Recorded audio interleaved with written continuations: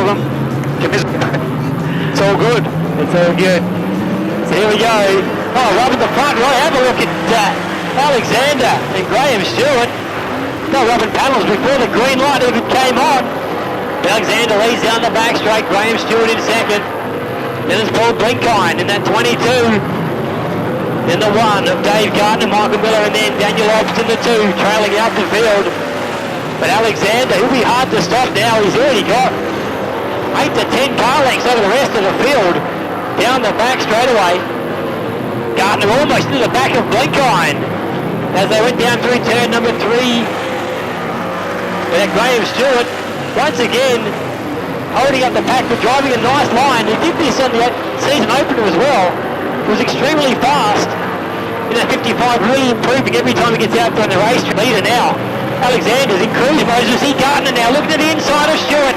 In turn 4, can't make the pass in 1. Yeah, good call there, mate.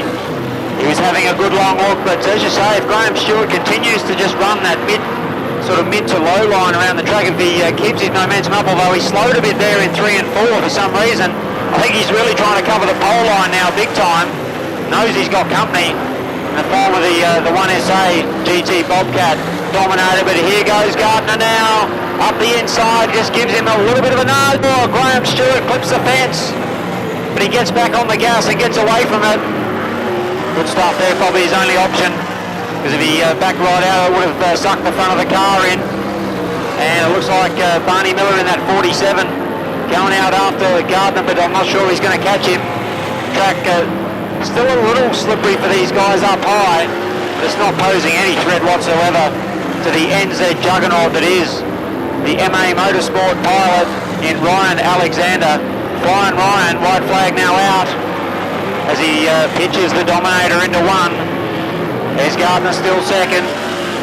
We look back to Barney Miller, Michael holding down third from Graham Lightning Stewart in 4th, and Paul Blinkhine with Obsty in car 2 back behind them. But there's the checkers already. The double checkers from Scotty Mack out to Ryan Alexander, followed by Dave Gardner, Michael Miller, Graham Stewart in the Universal Metal Cleaners Dominator. Then it's back to the Penrite Oils 22 of Paul Blinkhine.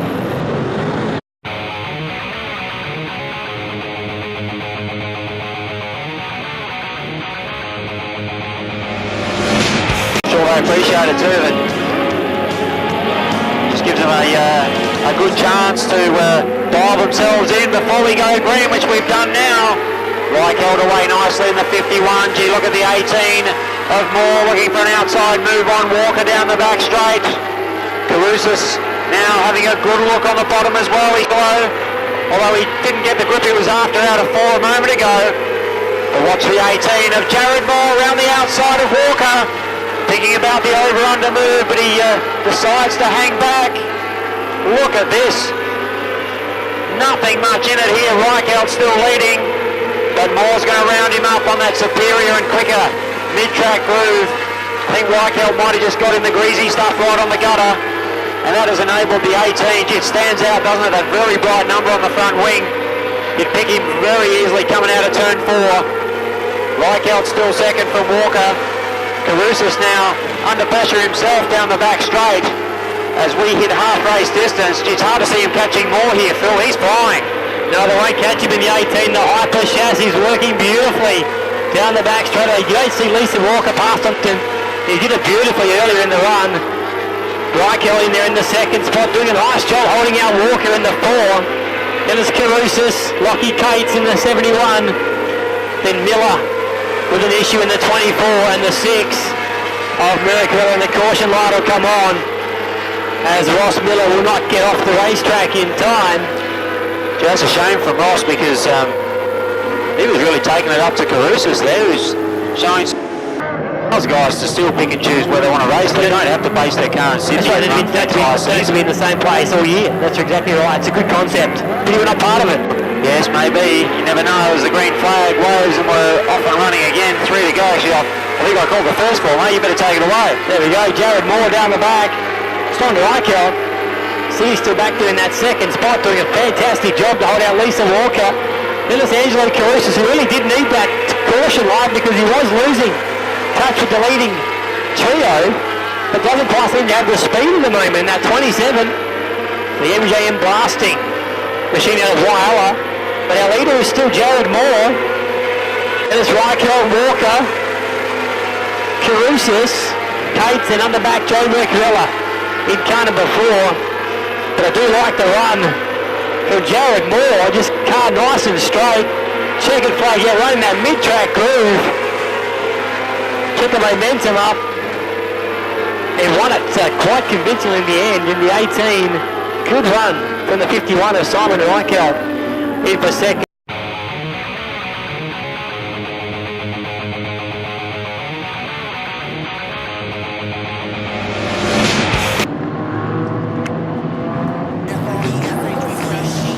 So they're coming in nice and sedately here.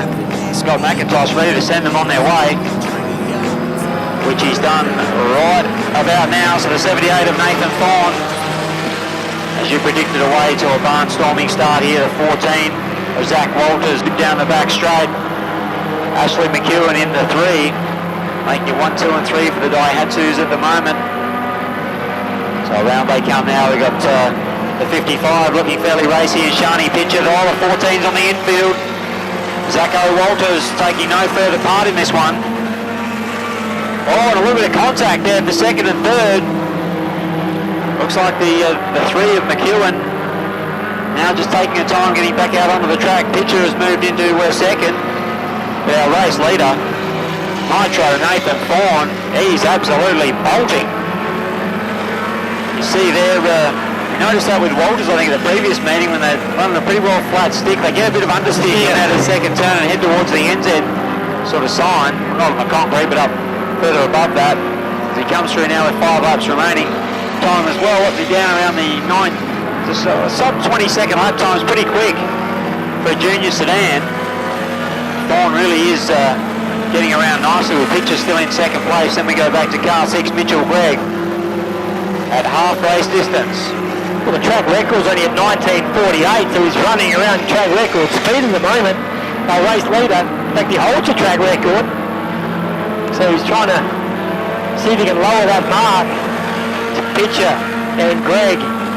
Coming out for second, that's Mitchell Gregg. As he gets around again just inside that sub 20 second barrier. The battle really is for second place between Pitcher and Mitchell Gregg. Then there's Tyson Gregg. Then Richter in the 99. He is at least a half a lap in front of the rest of the field is Nathan Thorne. In that very fast 78 Daihatsu Charade. The 8-lap track record held by Adrian Cottrell.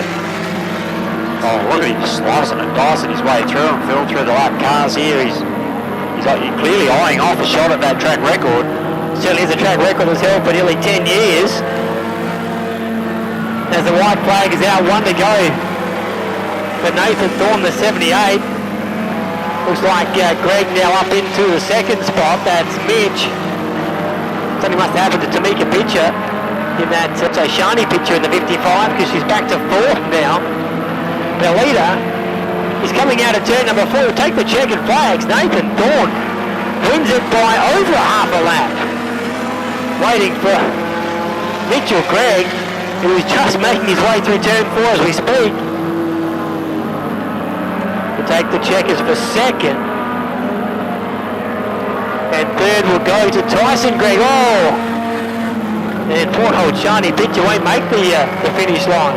I think she jumped on the anchors there. Tyson got sideways up right near the fence and she actually did a good job because she could have nailed him.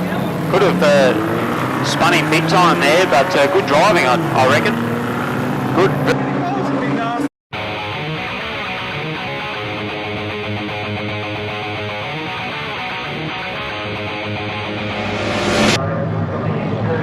Bronson Morrow from 4, then the S21 from 5, the S44 from 6, the S46 from 7, the S24 from 8, and the S30 for position number 10. We're off and racing. 30 to lead them away off turn number 4. Tell you last weekend at Murray Bridge in the Wingless Sprint category, Red Island absolutely spanked the field. He really put on a clinic. in the feature. It was impressive stuff. Granted, Joel Chadwick did start a fair way back in the field, but Robert Hurd just struggled to go with him. As we've heard already, winning at least one feature race here at our opener, and might have got another one at the Murray Bridge opener, did he? So already chalking 2 up. He comes around now with that new chassis this season. William Caruso doing it nicely in second. The 2 of Ashworth trying to rekindle the sort of form that saw him earn a feature race win here at Speedway City last season. Then we got the one of Morrow, the stealth black at the moment from Lucy Evans, then Matt Kennedy, the 21, our runner-up on opening night. But at the moment, Robbie Hurd disappearing off into the distance, but the battle worth watching most definitely is for second and third. Yeah, it certainly is a good little battle there between Caruso and Ashworth, and also Spencer Taylor, who started to show a little bit of form. The rookie racer in the 46, throwing it out to Matty Kennedy in that 21. Oh, some contact there between Ashworth and Caruso. Not sure that Caruso got a little bit sideways, gave him a nice little bump into turn number 3. Ashworth now looks to the outside, he's got the pass. Nice outside move there from Jake Ashworth, but he won't catch the leader with only a lap to go. Robert Hurd in the 57 is chalking up wins for fun this year. We see now Caruso's car is very loose. Now Johnson Mallow in the 41, also Lucy Evans, who spent the off-season racing up in Darwin, so she's had some recent seat time. The checkered flag will come out to the 57 of Robert Hurd, second to Ashworth, third to Caruso, then Mallow, Evans, Kennedy, Taylor, then I think it's Doe in the 24 and the 30 of Jamie Lee Andrews at the tail of the field. But a very convincing win there to Robbie Hurd. Yeah, you want to be going well to knock off Todd Wiggsell's 8-lap track record, 2 minutes 2.6.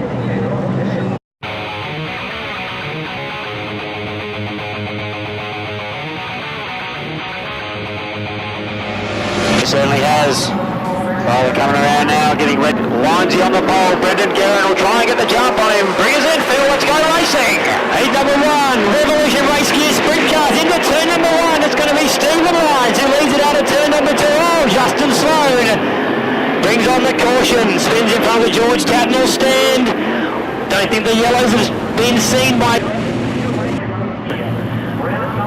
So Lindsay again. Guerin, can he do a better start this time? In the 86, he goes a bit earlier this time. Will he get there to turn number 1? He drove it in hard, but Lindsay covers him into turn 1, down the back. It's Lyons, Guerin, Jones, Caruso. Bowie, have a look at Pesca. Pesca drives on the inside of Luke Bowie in turn number 3, finishes the pass in 4. The leader was Lyons, then it's Guerin, Jones. Bowie trying to get back on that 27 of Pesca, done.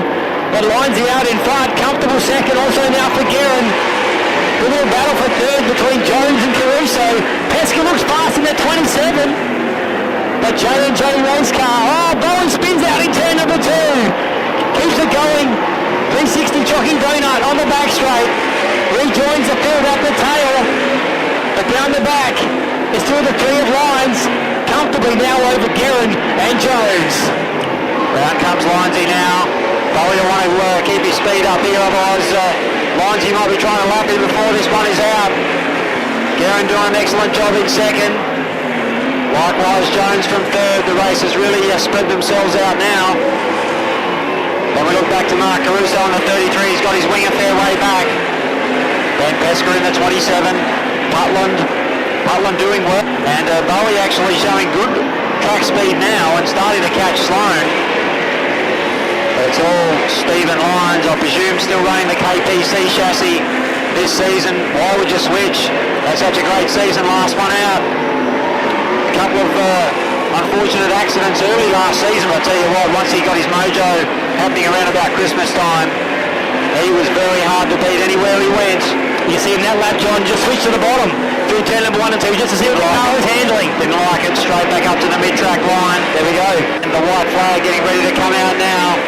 One of the nicest guys you'd ever meet in Speedway. Pretty much the quiet, smiling assassin, Steve Lyons. Nepensky, number 3 for Halls Haulage and Halls Motorsport. And he'll come around and greet Scott McIntosh for the win in the opening heat race, courtesy of Revolution Race Gear. Second place goes to Brendan Guerin in the 96, followed by the 49 of Ryan Jones, the 33 of Mark Caruso. Then it's back to Daniel Pesker in the 27 from Sam Putland. Putty did an excellent job there in the 71.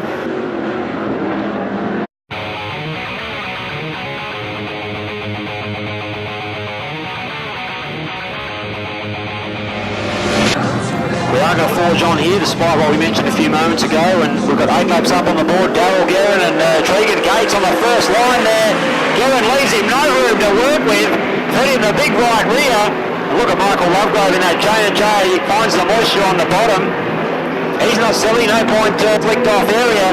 He's just trying to hook the moisture. I think you'll find Darryl Guerin, he'll like to run it wide open. He'll probably stay mid-track here, whereas Nick Lovegrove definitely trying to work the bottom. But he might need a bit of brake to try and keep it down tight here. You see, she's going to miss it on this occasion coming out. Through they come now. Tregan Gates and the Crane Works. Freight Master number 5, the Maxim still running in third place. Dan Evans in the 44. And the 16 of Jack Gardner having a good run well just to stay in touch with him in the Ferguson's diesel entry. But it's all Darryl Guerin down the back straight, the Broken Hill. Flyer now charges off turn number 4, half race distance, but Michael Lovegrove will not give up. He's chasing him hard.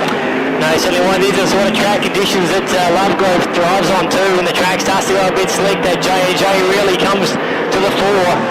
He won't catch the leader here, I don't think. Guerin's driving a very good race. In fact, moving up track a little bit there through 1 and 2. You see, there's 2 distinct lines already developing down through turn number 1 and 2. But Guerin out in front. Good start to the 9% batteries team. There's Brendan with a runner-up spot in Heat 1 with 410s, and now Darryl in control of the Heat 1 for 360 sprint cars. I reckon Trigger's actually started to catch Lovegrove. He's cranked the wing back a bit, and the car is the 5 of Gates, but he'll run out of time. This time, only 1 to go. Jack Gardner doing a nice job too in his first driving the 360 sprint car. But there we go, checker flags out to Darryl Guerin. Second will go to Lovegrove, third to Gates, fourth to the 44 of Daniel Evans, and rounding out the field the 16.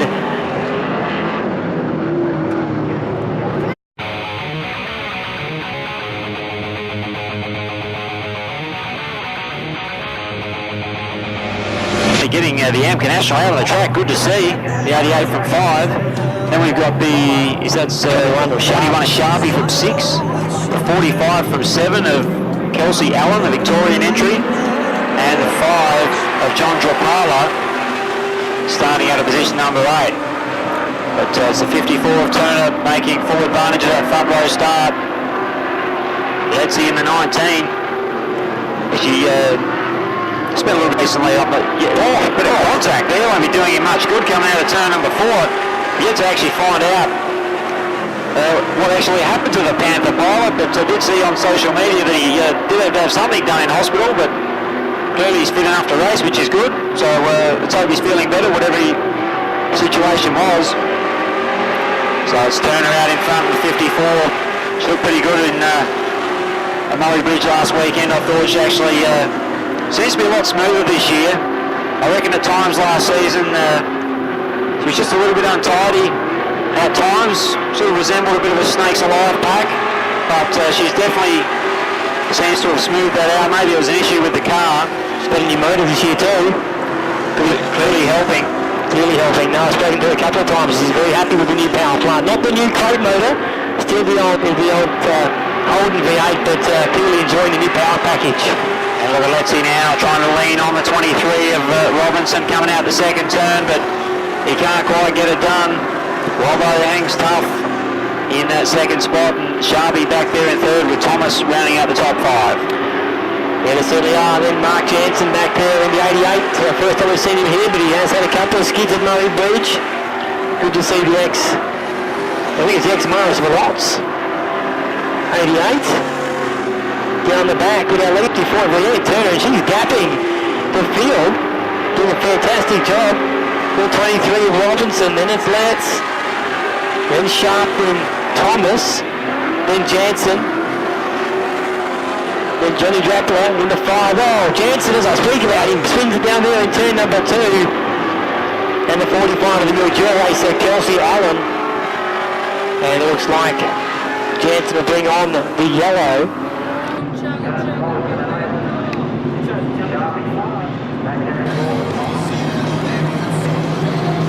NZ proudly supporting the Amcas. Gee, look at that acceleration. Turner definitely enjoying some good horsepower here. Meant to be very much a control class, but here it's even got a pretty good exhaust note as well. White flag now on display. She's a very experienced racer. You wouldn't expect her to throw it away from here. She's gone in a little bit wide in 1 and 2. Might be a shade vulnerable, but just look at the acceleration down the back straight. I think Letsy's going to be up there. Nothing's going to change. 1, 2 and 3. It's Turner. She gets one for the ladies here tonight. Followed by the 23 of Robinson, and spins it after the checkered flag. Oh, it's spin and win. Well, win and spin.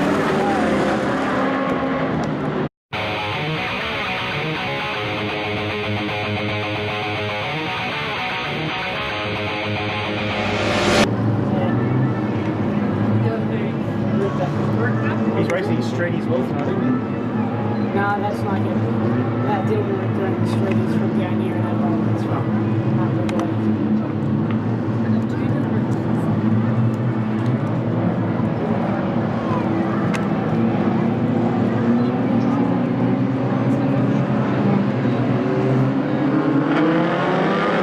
Leading Trey Ballantyne leads them away in the 56, but out in front with the 55 of Pitcher. Shiny Pitcher will lead them out in turn number 2. Ballantyne second. TJ next to Mika back there in third. 1 car's around. Looks like Greg in the 6. Doing a bit of circle work, some paddock bashing on the back straight. Oh, and he's stopped it just as he's about to re-enter the racetrack. So the professional go on with the job. Be good to take it out finally. New coach, new outlook on the game, and obviously joined themselves also the new fitness coach as well this year, so starting to get some runs on the board, pardon the pun. So down to turn number 1, Trey Ballantyne, got a better start this time in that 56. Already a feature race winner this year, almost 3 wide on the back straight. Is that Kobe Reeves in the 27?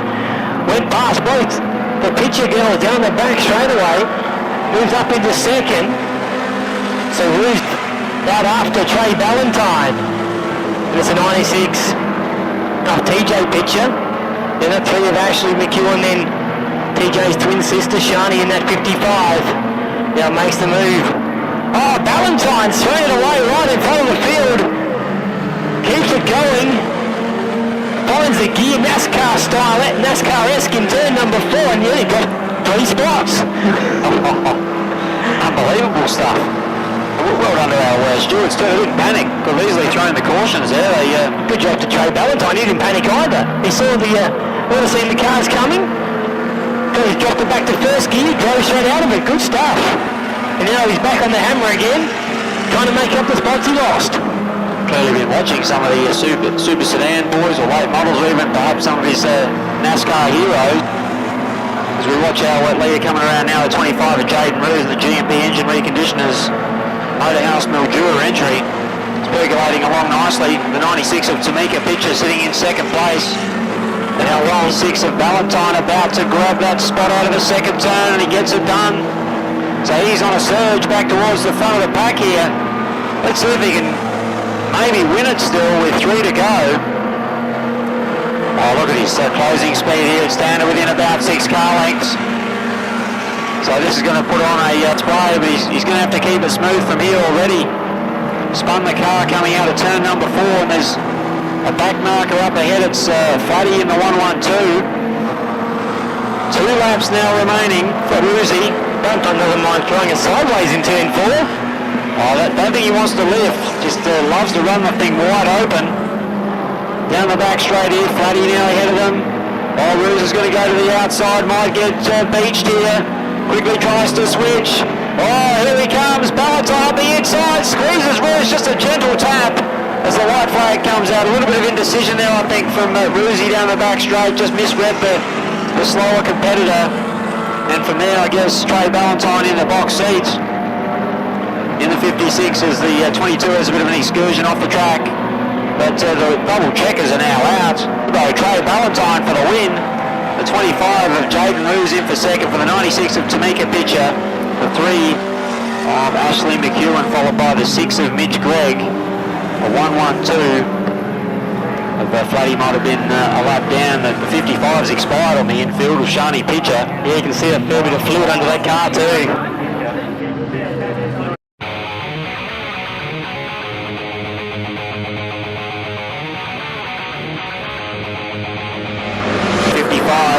Of Matt Maynard from 3 to 58 of Neville Nitschke out of 4.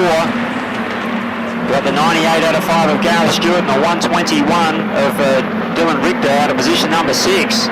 We're off and racing here, and it's Flatty pushes the car through turns 3 and 4. I'll be in hot pursuit here. Had his colours lowered a bit on the opening night. There's the 58 of Neville Nitschke. Back in 3rd position. I think he was victorious, if my memory serves me correctly, on opening night. Correct. Oh, Flatty doing his best to almost turned it in, particularly early down the back straight. He thought he was just about to take one of the tractor tyres.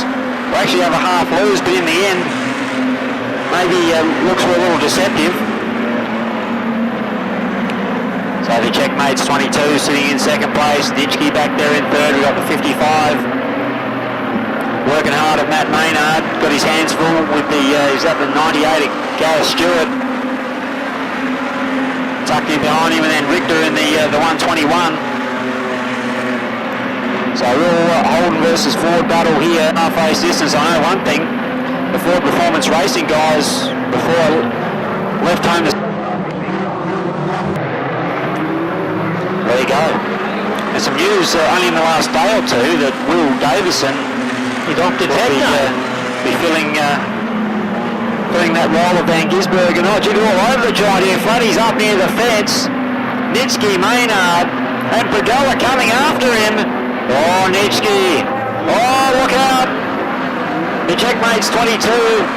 Tapped Flatty and nearly spun, and Nitschke really did well out of that.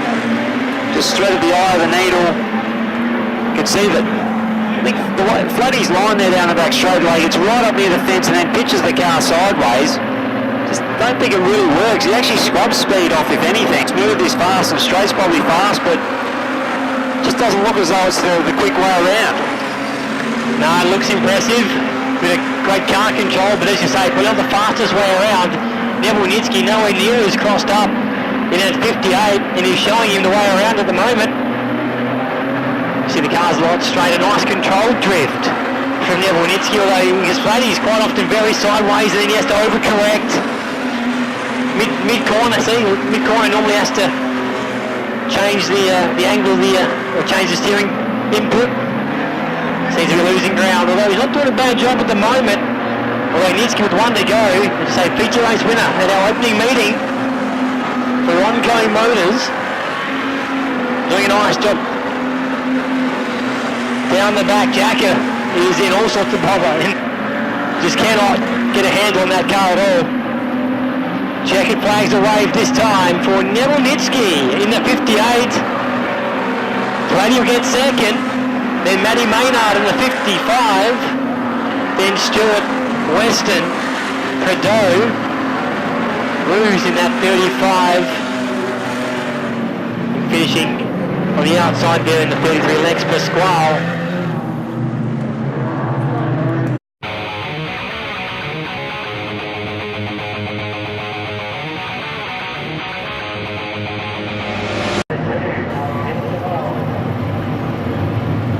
About to be unleashed, 8 laps up on the counter.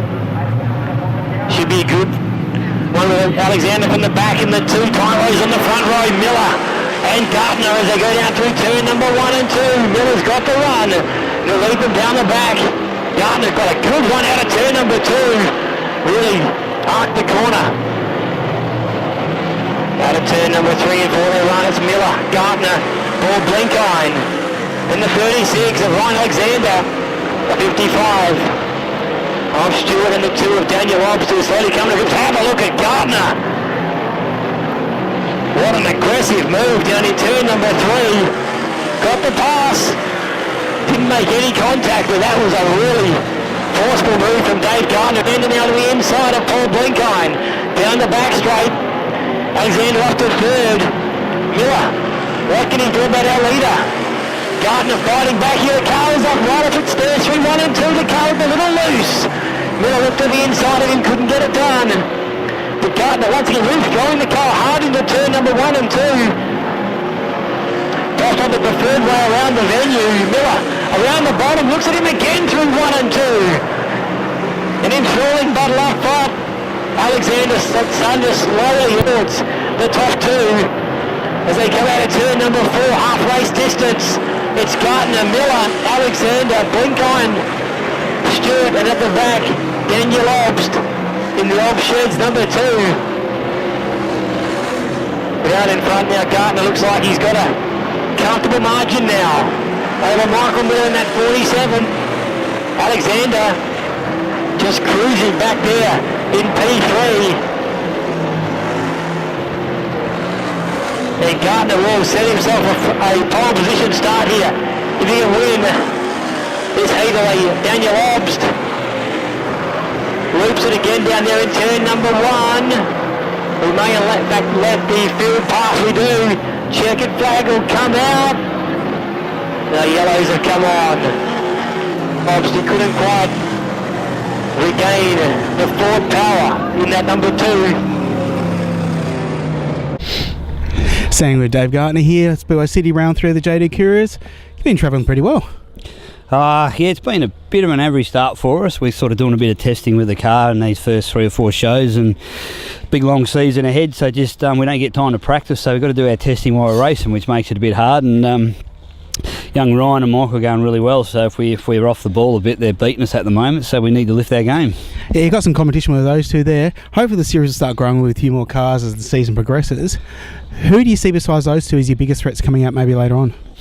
Oh, look, they're probably the two of the best guys going around. We do need to see some more numbers. It's a bit early in the season, but hopefully we get another 5 or 6, 7 cars come out, and we just need a nice, good field of 12, 14 cars. So, and then that makes it a lot more interesting than that. But it's been good racing, so I think it's been pretty good so far. In saying the racing has been good, and you said you've been sorting the car out, you got much travel planned for the rest of the season?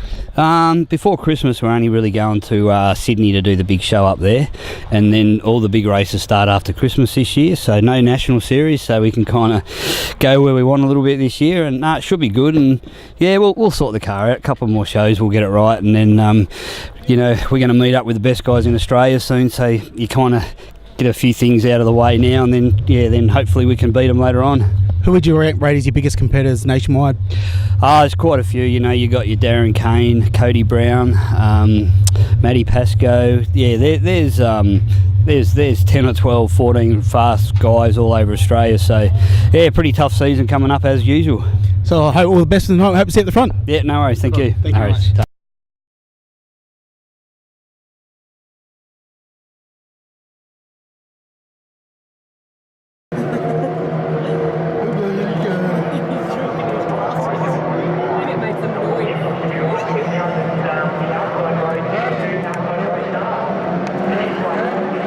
Inside rows getting 2 inside row starts. All they've done is reverse the grid. They haven't actually swapped lanes. Oh, it's going to be a good launch nonetheless. Caruso does get the whole shot. Walker having a big look on the bottom there, but Moore too strong. There's McFadden with 2 that spring to mind at least. So who's going to get the jump this time? 8 up on the board, Caruso. Now that looked a much better start. It's a drag race into turn number 1. Caruso on the bottom, Moore trying to round him up. Tracker says, I don't think so, pal. Look at that big main wing of Moore's. As he comes through, just seems to have a very quite large sideboards on it. But what a stoush this promises to be. These two have cleared out slightly from the rest of the field, and they are going at it in a lockdown, flat out, wheel-to-wheel warfare session. Caruso's on the bottom. Moore wants to run slightly higher on the racetrack, and they look very evenly matched. In fact, Moore, if anything, has got better corner speed. 14.34 seconds. The track is in superb condition. Full credit to Robbie Lloyd and Robbie Sincock. They have done a masterful job, just a bit of water, a bit of a light scratch, and it now looks picture perfect. There's still Caruso's opening out the gap by a couple of car lengths. Yeah, he certainly has the last lap and a half to creep away. Jared Moore will be enjoying this. The first time anyone's really taken it to him. There's a 71 of Lockie Cates at the moment there in turn number 2. Angelo Caruso is currently the king of the bridge. Won that race last year, has the biggest cope in Australian Speedway, I think. Winner of that event.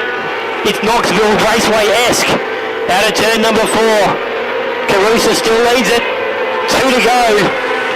Jared Moore just hasn't got anything for him. As you say, both cars are probably out to claw to the front.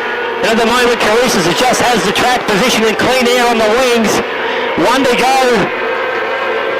One last-ditch effort from Jared Moore. Down the back straight, he runs a little higher out of turn number 2. Really throws it in hard into 3 and 4. Caruso covers a light. Good win. Angelo Caruso. Jared Moore second. Forgot about the rest of them battling further back. Lisa Walker followed by Ross Miller.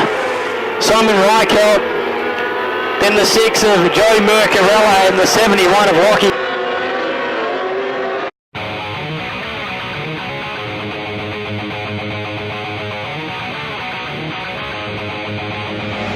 Car number 10.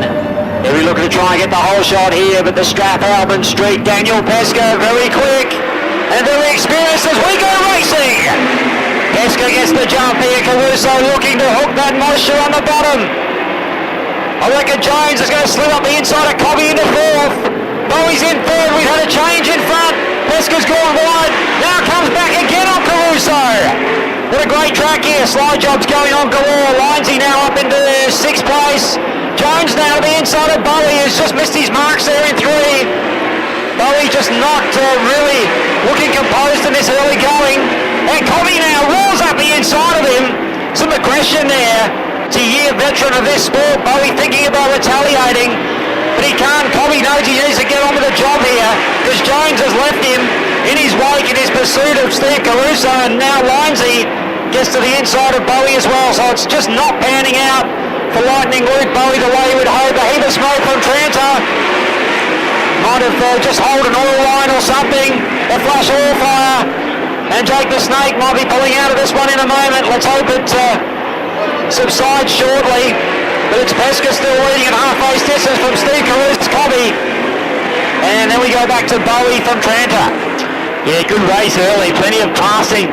By the way that Pesca just brought back to the lead, took the line away from Caruso and jumped on the brakes, direct the momentum. But midway through 1 and 2, Lindsay now to the inside of Jones. Jones running the high groove through 1 and 2. Lindsay's right there. The 2 West Aussie registered race cars. Have a look at Lines. Jonesy went a little high in turn number 4 and Lindsay said, thank you very much. Put the slider on the inside of Jones. And from the back of the bus, Lindsay's up to 3rd. In the Horn number 3, out in front, is still the 27 of Daniel Pesca. Where J&J working nicely. Then we go back to Caruso. Lines who's starting to gap Jonesy. Jones Cobby. Then Bowie. And at the back the fire literally has gone out now for Jake Tranter in the 45 circulating around. But have a look. Lindsay's almost on the back of Caruso. Loses it by a car length. Loses second. Was right there towards the end. But what a drive from Daniel Pesca after the early advances from Stephen Caruso.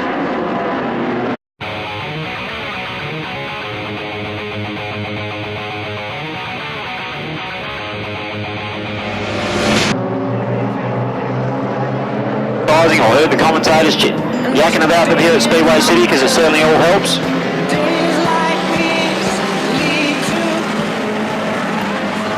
We're off and racing here, and I think it's Nitro Nathan Thorne in the 78 away to another brilliant start. We can pick up the 14 of Zach Walters. I think he was a DNF in the opening heat race. He's now running in 2nd position. Then we've got the 96 of Tamika. It looks like Tamika immediately under pressure. I think Zacco in trouble again. The car's slowing. Oh, we've out of tangle. Walters has spun whilst he was trying to get off the track, and it might be car number 9. of Tyson Gregg that he made contact.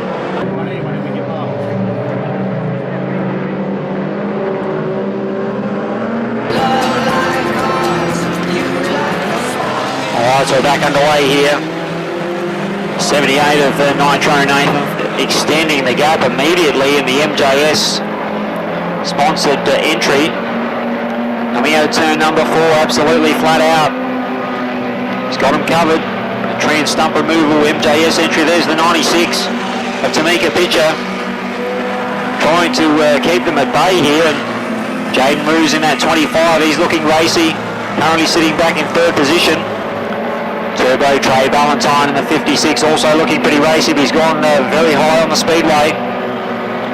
Roos now tries to look for that inside, but might get it done here, although I reckon Tamika's still got his measure at the moment. So a really good battle for 2nd, 3rd and 4th respectively. You can probably forget about our leader. He just needs some reliability and to continue to hit his mark. He should win this one quite comfortably, but you just never know in racing. Anything can happen, just a minor lapse in concentration and could all come unglued, as we saw in an earlier heat race in the juniors.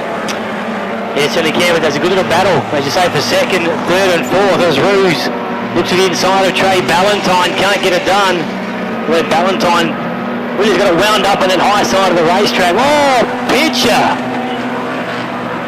hits the wall in turn number 2. But she got it sideways on the bottom, drove straight to Ballantyne, and Roos has made contact.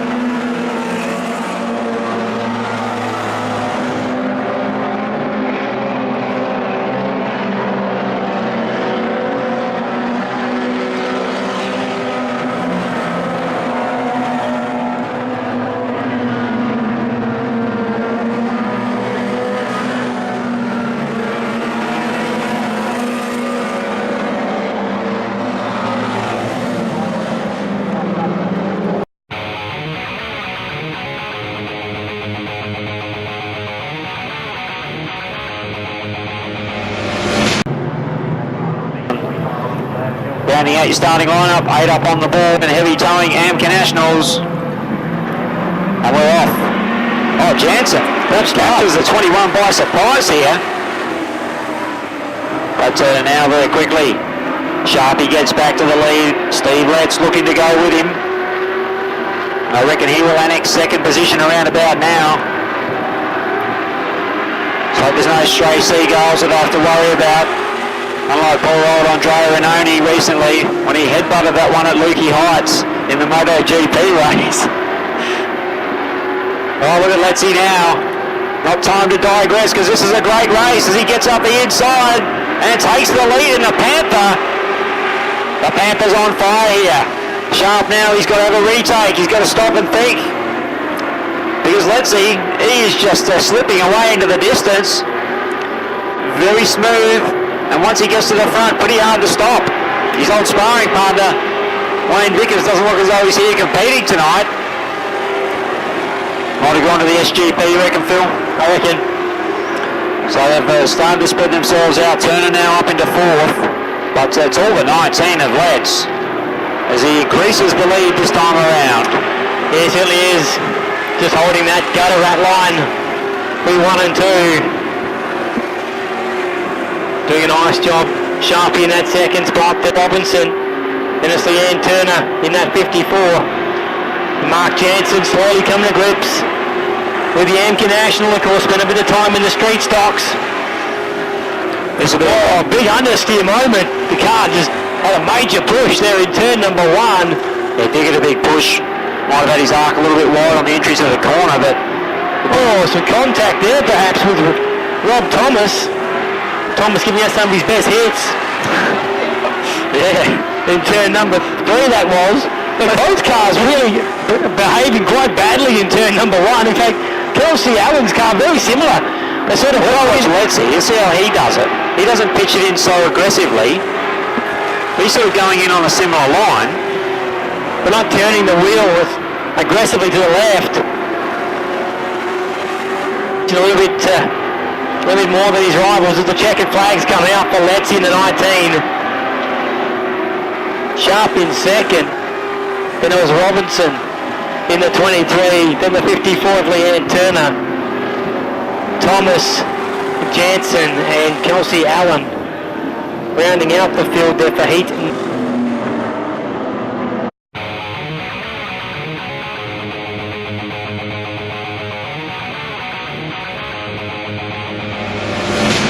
So it's a big help to Lovegrove. Gets the front row start. We should have had 2 middles. We go green.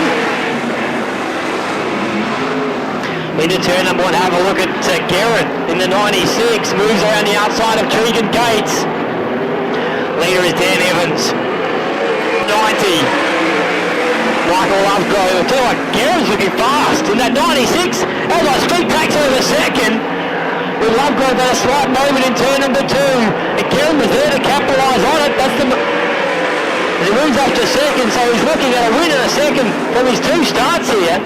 But out in front it's Dan Evans, Dan the man, down the back chute, into turn number 3 and 4. Then it's Kieran. Then it's Michael Lovegrove.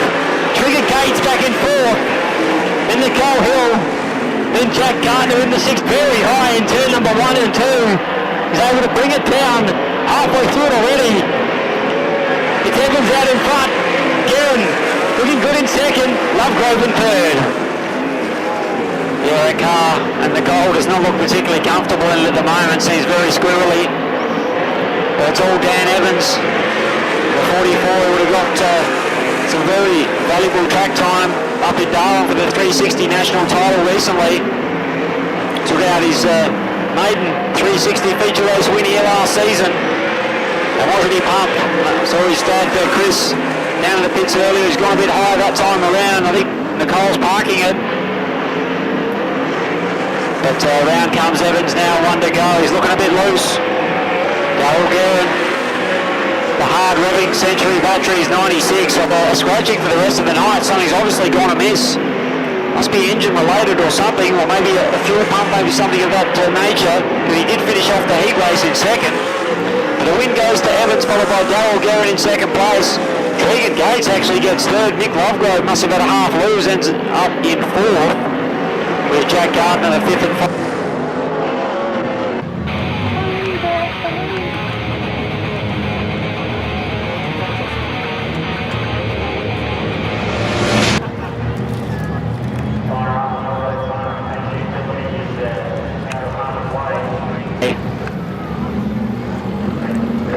Very sedate here, almost the same as the junior sedans. Lucy Evans now gets on the gas.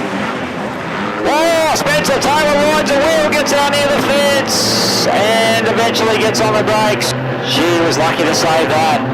Very lucky indeed. Oh, and he manages to keep the car going. How about that? Good stuff. Good officiating too to keep the green light. You know, Spencer could easily have just sat there and tried to get a restart. As it is now, he really could do with the yellow to try and get back on the field, as provided nothing's broken on the inside front or anywhere on that car. Really, he's still having a crack, but it's not handling particularly well. In fact, I'd say probably evil is a far more apt description. Down the back straight they go. Lucy Evans. How good would this be? Brother Daniel just got a win a few moments ago. She's now out in front. Oh, Aaron Doe spins it out. Just what Spencer Taylor needs here. Big flag now being held aloft. Can the young lady Lucy Evans get the job done here? Can she remain cool, calm and collected over the final 5 laps? We're about to find out. That's a pretty good restart. Hugs the bottom here and doesn't make any real mistakes. She's a real chance because it's hard to see anybody being able to go around the outside of her in this class. She just needs to keep hitting, particularly that bit of moisture coming off of falling around 1 and 2, and she might be okay. Yeah, that's the best she's going to be able to do is just run around that bottom. Although Kennedy looked very fast there in turn number 1 and 2. But there she goes again, just holding that line through 3 and 4. In fact, may have just opened up a car length or 2 on the second place runner. Matthew Kennedy 2 of Jake Ashworth. Compton Marrow having a good drive in that black number 41, the Stealth Walk, back there in position number 4. Struggled last weekend with some brake issues in that 41. But it's good to see him back. Good little battle now developing for that lead. Kennedy just can't quite hook the bottom enough to get the drive. And Robert Hurd is out the back of the pack. He's got an issue in that 57 for sure. Not performing as we would expect from a former track champion in that brand new Triple X race car. But down through turn number 3 and 4 again for the final time. She's going to hold on here. Lucy Evans wins a good one here. 8th number 2 of the Wingless Sprints. 2nd to Kennedy, 3rd to Ashworth. And then further back to Malrod, Taylor, Doe, Hurd and Jamie Lee Andrews in car number 30 at the tail.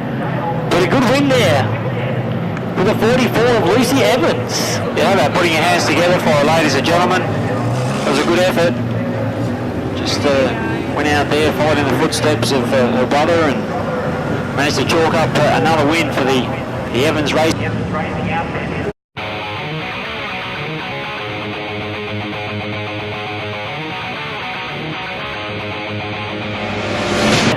As we go further down, Chris Holder has 2 points and Troy Batchelor has the goose egg after 3 rides. Oh, hard night for him. And Sam Masters also has, he's got 3 points from his 3 rides. Jeez, look at this, almost in fighter pilot formation here, the street stocks. This is good stuff. Don't pull the start back, please, Mr. Stewart. Let him go. This is cracking stuff with the streeties. Bloody up there somewhere. How does he pull 2 front row starts? Because Bloody does the draw. Bloody does the draw, I I think. was going to say, did he do the draw himself? I cannot believe that. Is this fastest at the front all night or something? To Darren Plattman to the front all night. Gee, it's unbelievable stuff. Look at him stretching the legs down the back straight. I see he's put his main rivals towards the back. Tony Prideaux was in the front row with him first time around, and Prideaux's at the back. Why was it Platty? Geez, I tell you what, I want this race called back. I want a redraw. Starters are actually meant to be in this one. Bloody leads it. Maynard second as John goes through the record book. Spoiled Devilnitsky, I think. He had 2 middles in the 58. It was meant to be Richter off the pole. It was meant to be Gareth Stewart out of 2. Nitschke from 3. And Maynard from 4. With Flatty was meant to come out of 6. Well, Flatty decided to start where he wanted to. Stewart's had a lack of interest to actually check the starters. Perhaps not. I shouldn't say that, being facetious. No, they definitely would have checked the starters, but Flatty must have just made a cracking start. Was Indianapolis 3 wide style there. So you see Neville Nitschke taking over that second spot. Nitschke probably thinks he's got the lead. He looks up and goes, "What? How did Flatty get there? He didn't pass me." Yeah, I think we need to do a Euro test after this one for Flatty. We'll have to do something because it looks a different driver. There's Jeff Gordon hopped into that car all of a sudden. It looks a completely different kettle of fish. He's actually hitting his marks, driving it smoothly. Has Ryan Alexander at the wheel of that 12 car? Has he subbed in? I don't know. Neville Nitschke, Big Rev Nev's back there in second spot. Maynard's back in third. That beautifully presented street stock. Yeah, too pretty to be a 3-stock, that one. Needs a few things in it, a few scratches. Oh, he gets anywhere near Flatty, he'll soon fix it up. Bit of green on it, you reckon? I reckon. He comes through now, so anyway, we pick up the rest of the field as they file past us. There's the 98 of Stewart, the 22 of Prideaux, the 117 of Kerry Weston, we think that's the Wild Turkey, the 33 of Lex Pasquale, the 121 of Dylan Richter, 9 of Daniel Karpinski. The checkered flags were out already. flat. He's won it in a canter. And he's almost slammed into the side. Pretty good evasive skills, actually, not to hit that back marker. It might be Rouge down there, is it? Can't quite pick the number from here.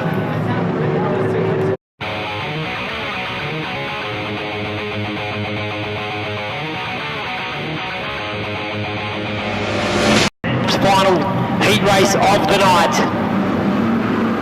About to go green, we're on it. Into turn number 1, it'll be Mark Caruso who leads. Tranter in that second spot, here comes Cobby in the 12.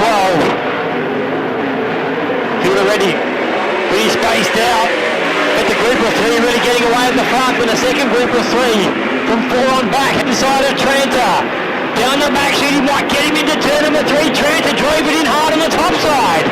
Good water wheel stop from Tranter and Cobby. Down through turn number 3 and 4. Continues through 1 and 2. Elbows up, stop the Maxim on the outside. The Kung chassis on the bottom. Wheels up in the air, finally from Tranter. That's all Cobby needed. Cobby got the spot. He had to work hard for it though. Up to second. Mark Caruso leads it. Cobby second. Tranter in third. Then we go back to the 25 of Sloan, Stephen Caruso under Sam Putland. But out in front, they probably won't catch Caruso now, nearly halfway through it. But tell you what, Cobby, as I said, had to work hard for that second. Wouldn't mind a heat win here if he could. Yeah, he needs the points. Finished the lowly 5th, went backwards. And I know that's a pet hate of his. Whenever he backs up in any races, always gets disappointed. At the moment, the gap remaining fairly constant. Caruso running the mid-track groove, Cobby pretty well running the bottom. Just feathering the throttle, trying to hook that moisture. I think he's a bit quicker through 1 and 2, but if anything, Mark Caruso perhaps a little quicker around 3 and 4, just keeps the momentum up. Not quite lifting as much as the 12 car. Tranter on the sunny side, number 45 still back there in 3rd position. Sloan in the 25 for Lewiston Haulage. There's the 10 of Steve Caruso, not really going anywhere in this one. From Putland, who is staying in and Justin. So our leader goes fairly high through 1 and 2. Jamie Cobby perhaps starting to close on him a bit here. And we'll give him some hard going into the feature. That brand new cool chassis for the Ray Bartlett Racing outfit. And we've got a bit of a pass here. Caruso looking to the inside of Sloan, and he makes it. So that moves him up into 4th to go with his second from the first heat. Could be a decisive pass as the checkered flag drops.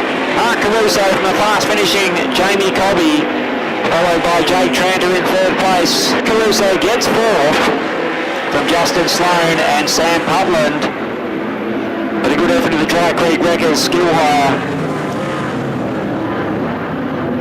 Auto Masters number 33 of Mark Caruso. You'll be pleased with that. Always important. I think Maxwell Motors probably also on board. In fact, I think pick him up.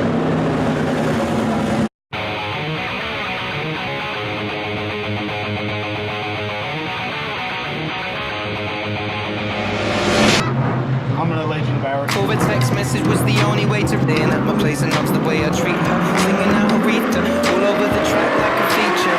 Radio, the boxing kangaroo sends these field into action with a Leanne Turner, just balks her way past Robinson in the first corner. I tell you what, that was a big hip and shoulder.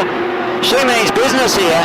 She want to be careful roughing up the fellas as she did in that first corner, because it might come back. And there might be a bit of headed on top here as they head through 1 and 2. Let's see, just hugging the bottom. He's going to be a hard man to dislodge from that pole line. Robbo now just trying to size up. Turner exiting turn number 4. Sharp doing likewise in the 21. But I don't think these cars are probably going to be able to get much happening around the mid to high line here at the moment. Robinson with a bit of a sniff on the 54 of Turner. Turner doesn't back off, runs it in fairly hot into the turn, lost a bit of ground there. She can't afford to make those types of mistakes, otherwise let's see. He's just going to skip off into the distance.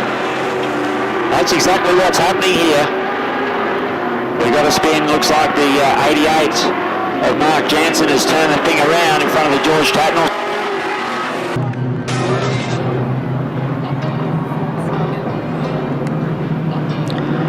There we go, the green lights are on.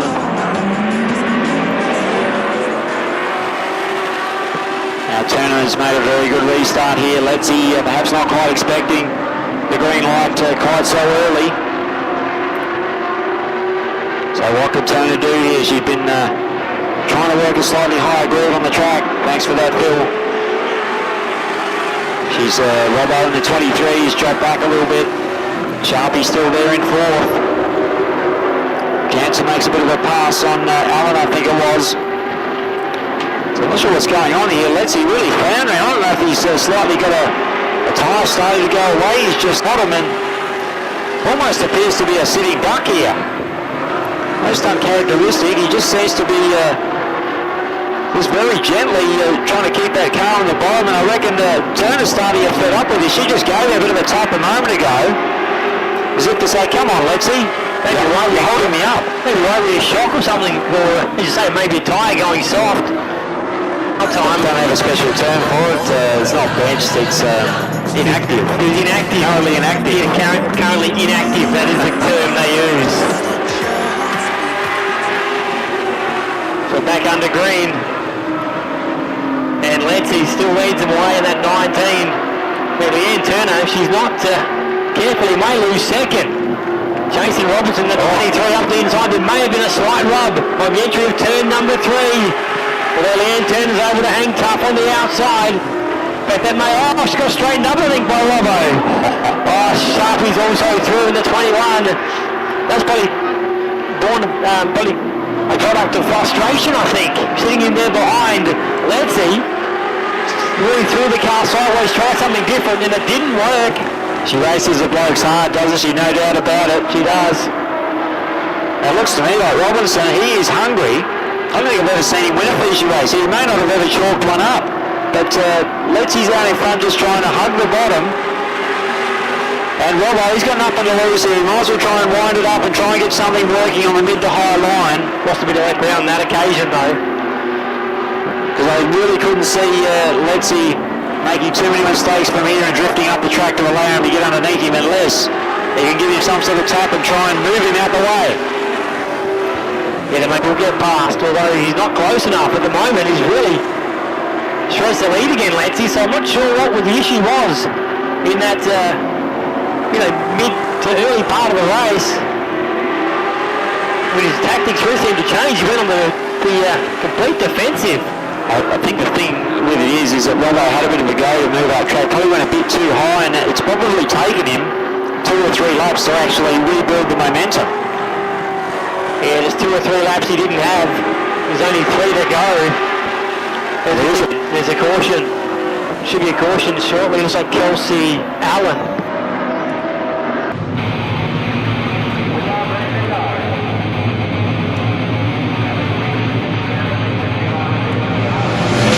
Wrestle a win off the young gun. Here we're racing, and Gardner does get the jump.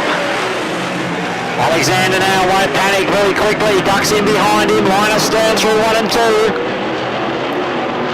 Miller back there in 3rd place. Looks like Blinks holding down 4th, followed by Obst. And already Alexander charges. He's looking to the inside, trying to muscle his way through. He's going to run out of room. Here is Gardner, pinches him off over the 2nd turn. And now we are going to go at it for the next 13 laps. Gardner will have his hands full. Alexander, just an absolute class act. And his stepfather, Michael Miller, now chasing him and starting to close on a pair of them down the back straight. We've got a spin here through 1 and 2. It may bring about the caution lights, and it has. A lot of racecraft himself. He won't be intimidated. We're back under green flag conditions. The Castrol GT Bobcat, SA1 Dominator. Back on it again with Alexander in pursuit. Miller back in 3rd place, followed by Blinker and then Stewart and Obst at the rear. Gardner seems to enjoy a wider arc coming out of 4, and Alexander seems to hit the sweet spot. He's going to get him straight up the inside as easy as you like. Gardner left the door open. That's all this young man needed to just dive on through. Totally good move down there in turn number 1. That's all he needed. Snuck up the inside. Miller now all over the back, and Gardner really tried to get back up the inside of Alexander as they came out of turn 2 to rub slightly. The leader is a young gun looking for 3-round win on the track, but here comes Gardner. USA number 1. They are honking around this place at the moment. 16-1. Oh, Gardner sideways. Middle turn 1 and 2. Miller's right there. In that 47. Still 10 laps to go here. Great battle developing. Alexander, Gardner, then Miller. Good drive from Blinkhine as well in the 22. Graham Stewart.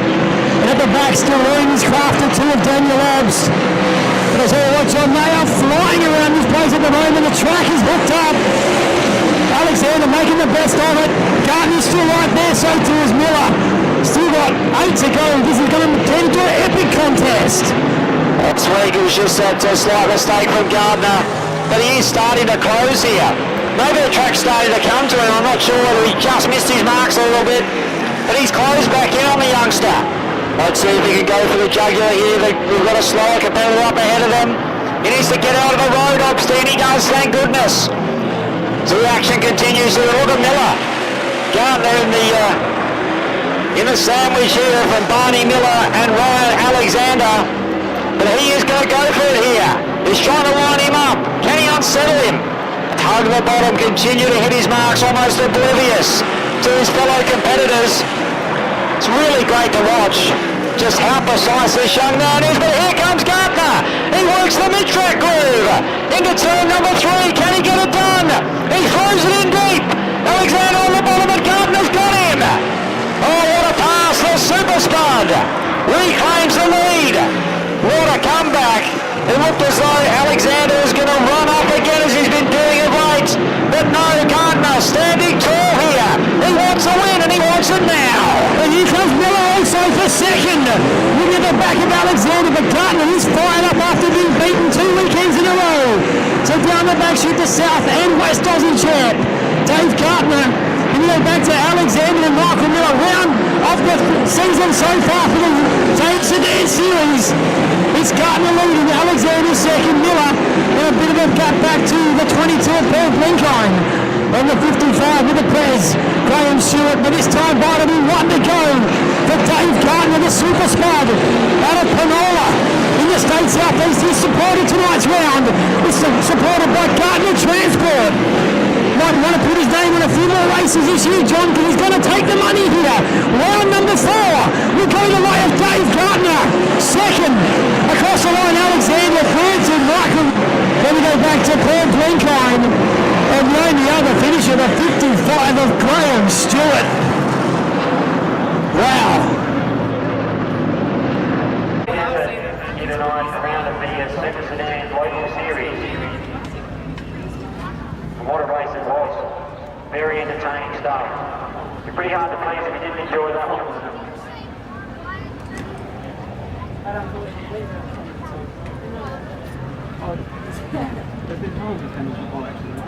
He's just unbuckling. He's about to get out of the race car. The feature race winner round 4 the JD Super Series, Dave Gardner. Gonna get the old group dance. There we go. Fantastic effort. We'll get a quick chat with Dave as well. Dave, that was definitely the round of the season so far. That was a fantastic race. Finally got the one over Ryan over the last couple of weeks. Yeah, no, Ryan's been really good. We've been doing this a bit earlier. We've struggling really to take advantage of that. Yeah, just that first couple of restarts there, I think I got some confidence in Ryan got me. It's all right, let's see what we got. I think when we had that kind of break back really well last year, I think we'll go home and be happier this week. You made a quick chat. Full one lane as well just before the cars rolled out. Yeah, look, the reason for that was we got called up flat. We were really soft in the right mid ring, so when we realised that the track up, we needed to go back in and move it into the right mid, hold us up, and the car was great. We brought under Ryan, he drove really good each way, he was a good race.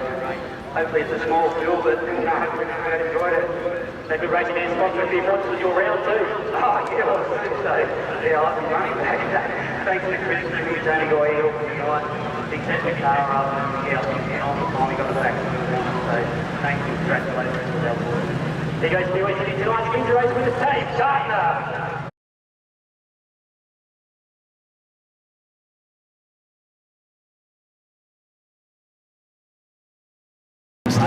Here we are.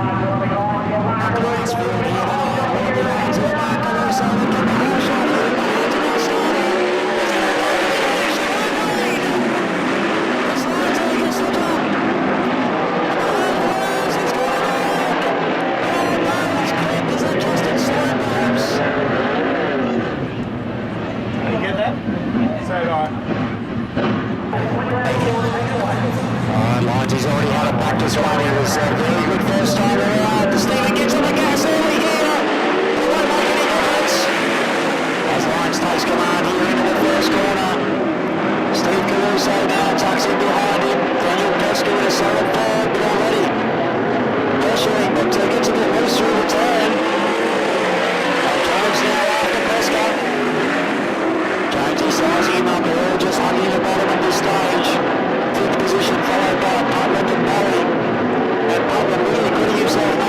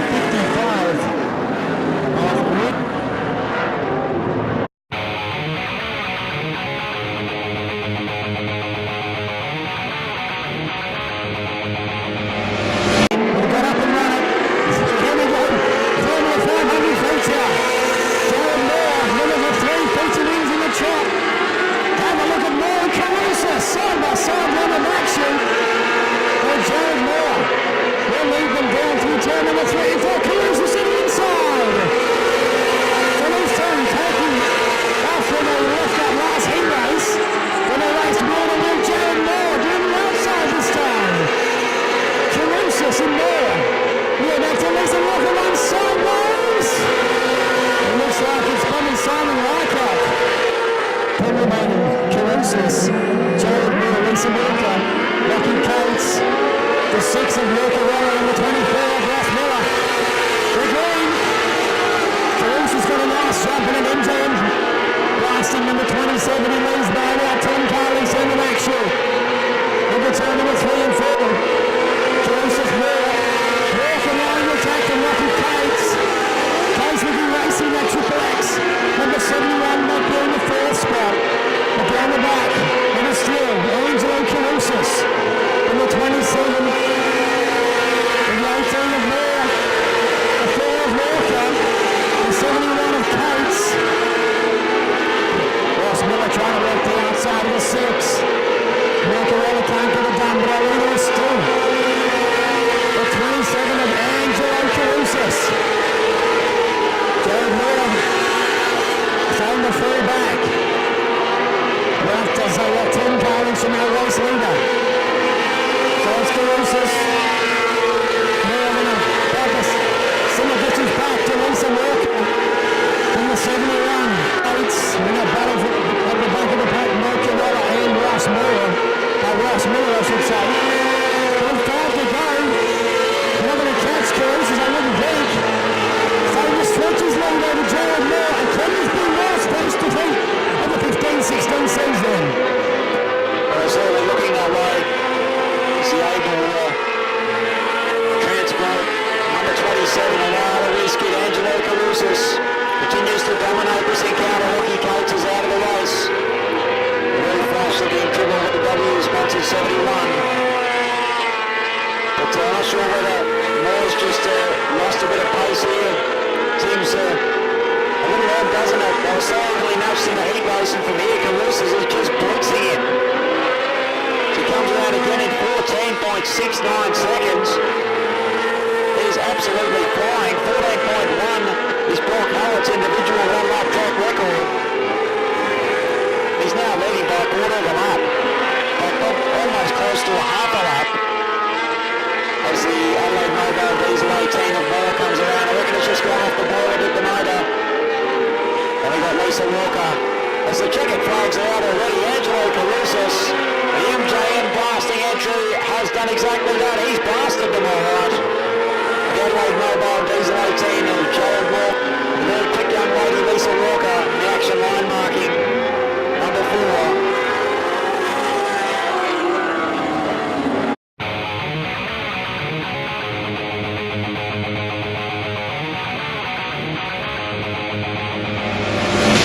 Coming out of position number 8. And the feature race through the juniors, thanks to Ultra Gen and Tyre Power of Campbelltown, is underway. 15 laps up on our Tyre Power scoreboard. As the field charges through turns 3 and 4 for the first time under full speed. One driver slowing quite quickly, and that is the 96. Right up by the fence here to make a picture. I think she's got back into the contest. Here comes our leader, the young lady David Nitro. And if he doesn't, we'll give it to him tonight. The 78, Nathan Ford, Nitro Nate. Show him how it should be done here, leading by half the length of the back straight.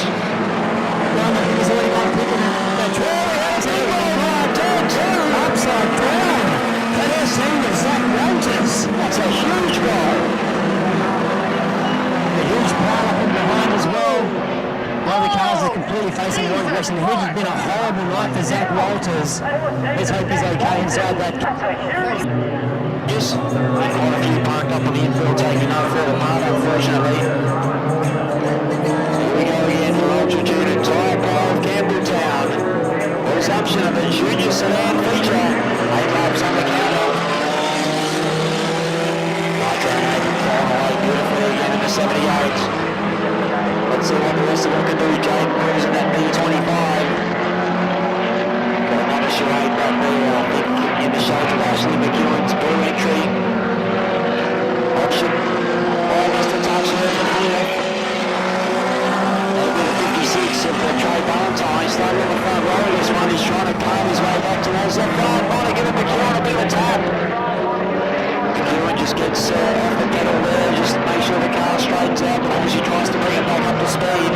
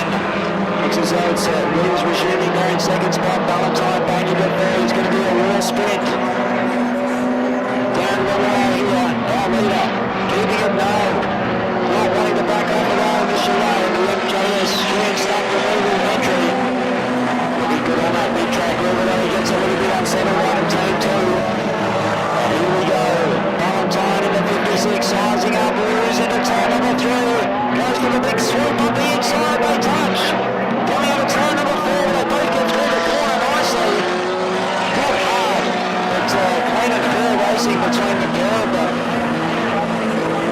Valentine in the 56, can he go on with it here? He's only got 1.5 laps to try and catch Dawn.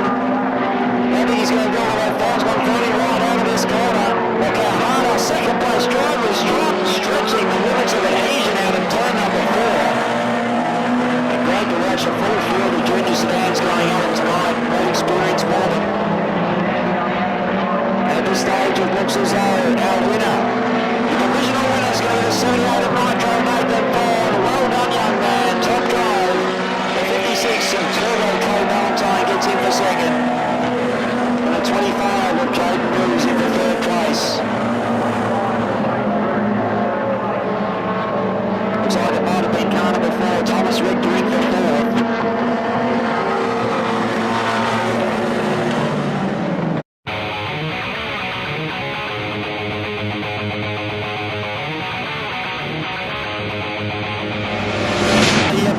Inside the starting spot here for the most years. I wonder where this start's going to stand.